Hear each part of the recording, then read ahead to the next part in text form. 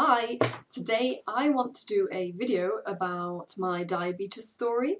I've been around YouTube and seen lots of videos from people explaining how they became diabetic, and I thought it was always really interesting to see what it was like for other people.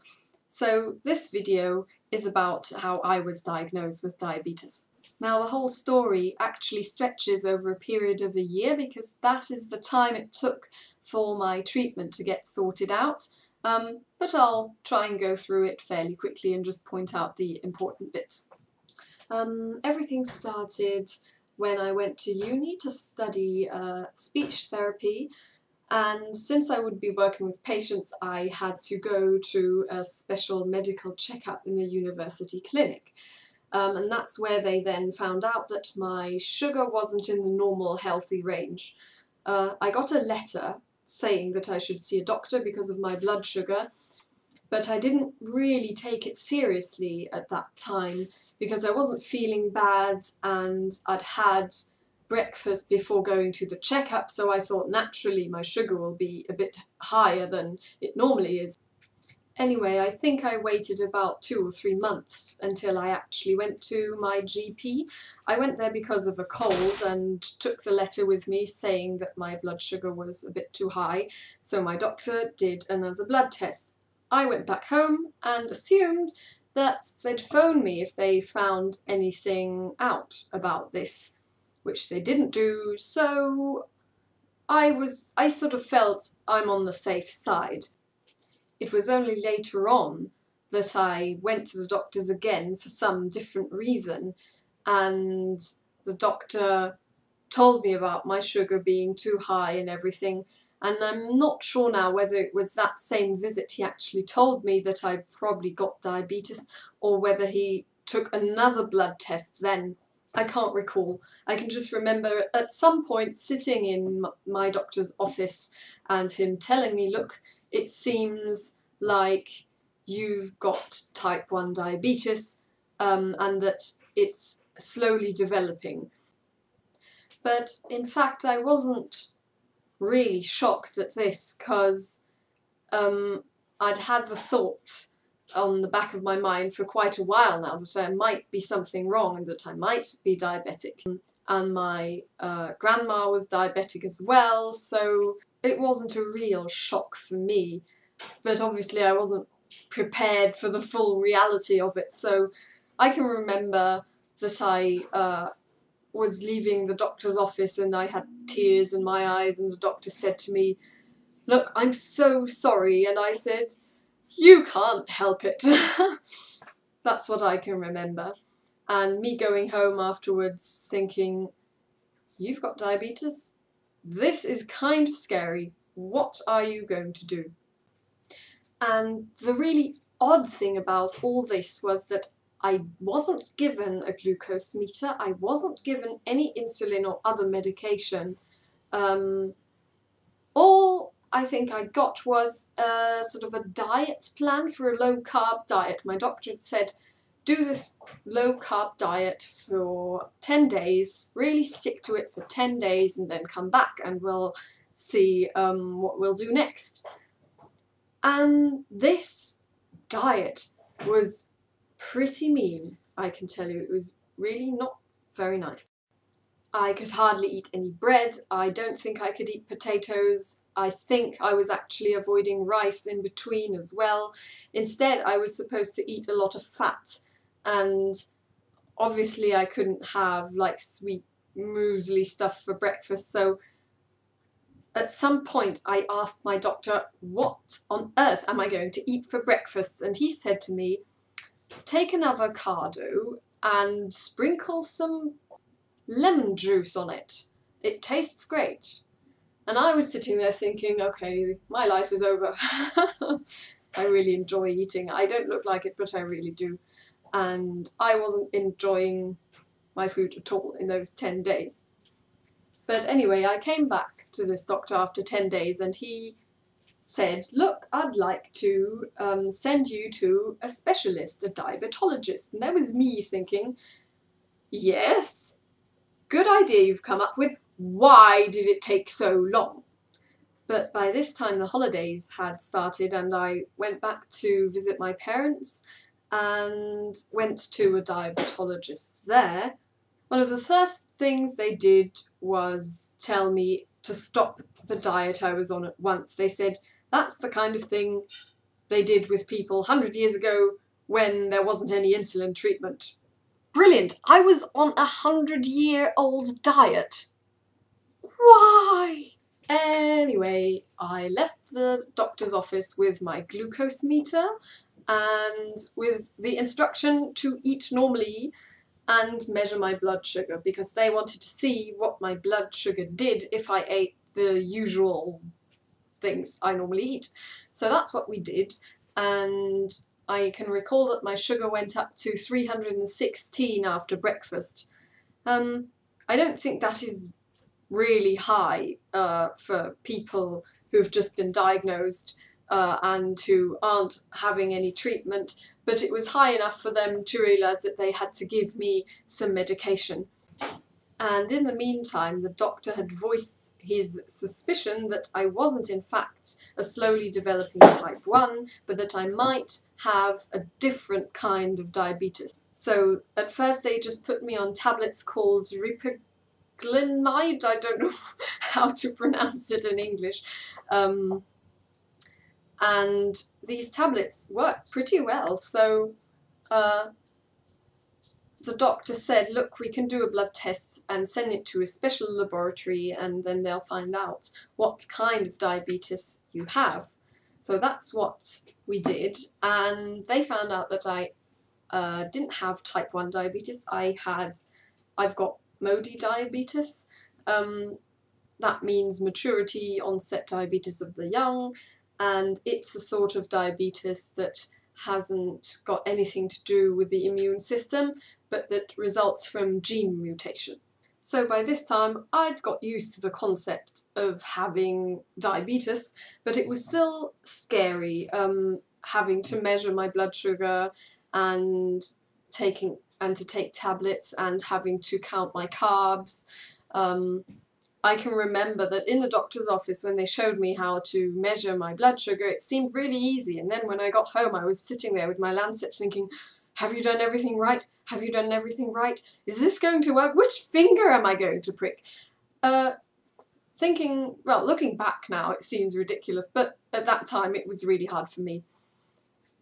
Especially scary were visits to restaurants and that kind of thing. I wasn't injecting insulin, so I didn't have a problem in that area, but I was taking this medication that limited my carb intake, so I always had to try and not eat too many carbs within one meal, because then the tablet wouldn't work anymore and my blood sugar would go too high again.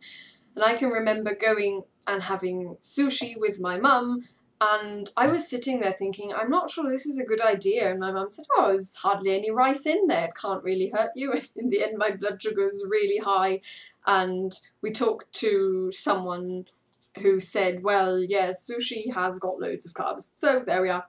That didn't really work.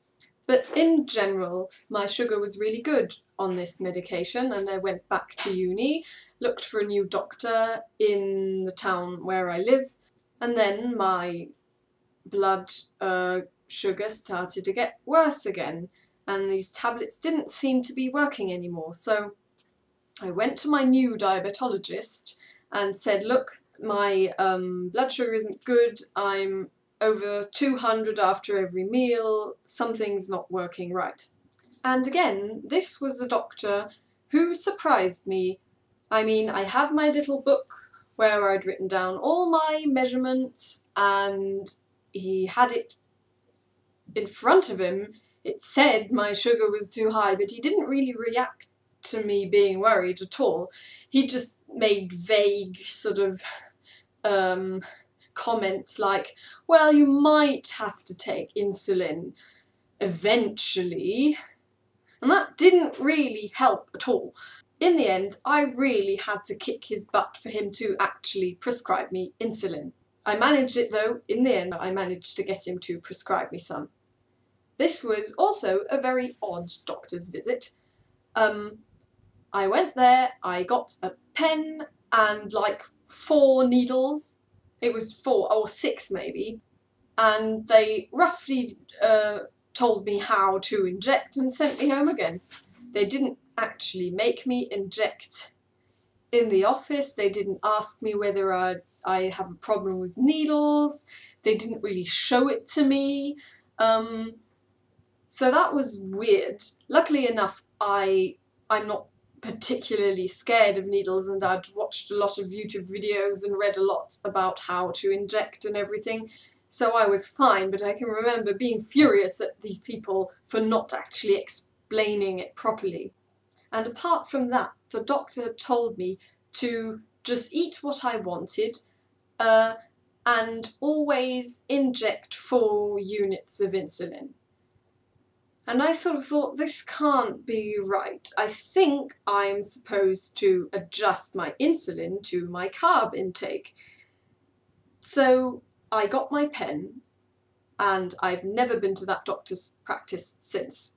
I looked for a new one, I found a very good one that I'm very happy with, and went there instead. And this new doctor I went to was brilliant. I can remember going there for the first time, and he gave me 1.5 hours of his time. For 1.5 hours I was in his office. He explained loads to me.